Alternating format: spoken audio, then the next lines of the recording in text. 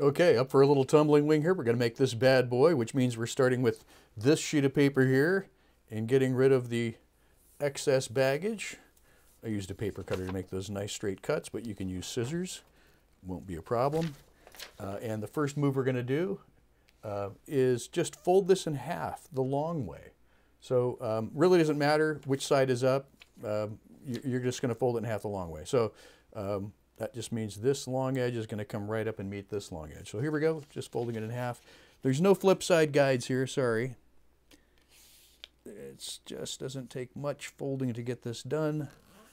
And I wanted this to be really kind of fun here. All right, so we see the eye of the bee here.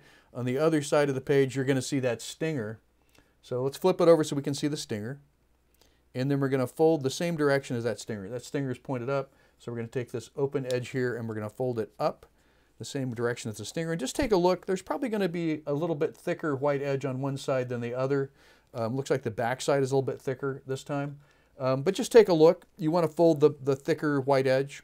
You know, printing is not perfect. It's not a perfect world, so just go with the thicker white edge here, which is just on the back side this time. So we're just going to fold right along that white edge all the way down, just like that. We're folding both of those together, both of those edges together at the same time. So we're not leaving one behind. So we don't want to just do the top one. We want to do both of those together. You see how I folded both of those edges at the same time there? Yeah, so grab both of those white edges and we're just going to make them both go that direction of the stinger. And that is how we do that long edge right there. All right, so let's unfold those edges and unfold that center crease. And we'll just press it flat a little bit. We want the edges to, you know, to still be creases. We want those creases to still be working, you know, have a little direction to them, but just flatten it out a little bit. Now all we're going to have left to do here is to make one end up and one end down like that. And in order to do that, it's kind of a tricky move. What we're going to do, we're going to flip this guy around so that we have the short edge toward us, and we're going to take this little edge here and move it up to just the top of that black stripe there. And that'll give us just enough of a little edge on that side. And I'm just going to go ahead and put that at a right angle. It's called a 90-degree angle when it's just square like that. And so we just folded that one up. I'm going to flip it over so that one's now pointed down and just roll it over onto this side. Now I'm going to fold this edge up in the same move. I'm just going to take this short edge here and bring it right up to the top of that black bar right there. So here we go, just moving that edge up just like that, just to the black bar. Boom, done. I'm unfolding that so it's at a 90-degree angle. Now we've got two 90-degree angles here, this one going up, that one going down, and now we're ready to fly. So if you take this top edge and point it the direction of travel, you can drop it and it'll tumble that way. And let me show you this. This is pretty fun. So it looks like this, and you can see the top edge there is pointed the direction it's going to go.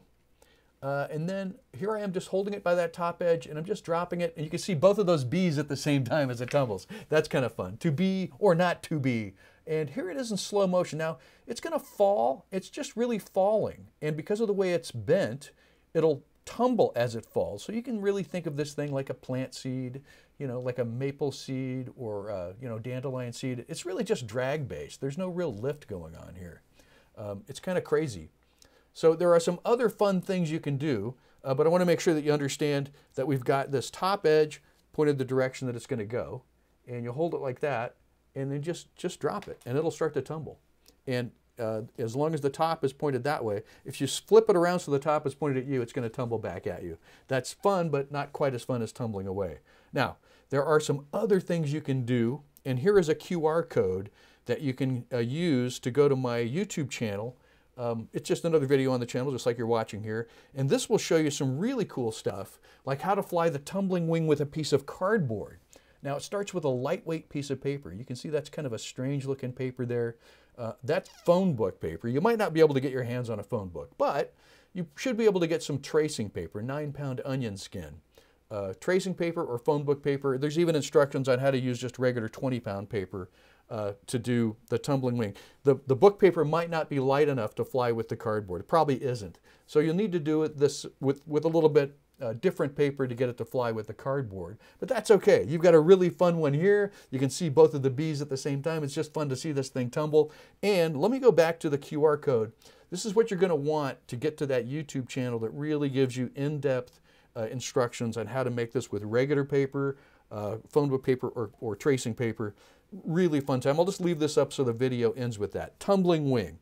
Super fun, and you can really go do a deep dive in constructing it with other kinds of things. So Tumbling Wing is fun all by itself and from the book.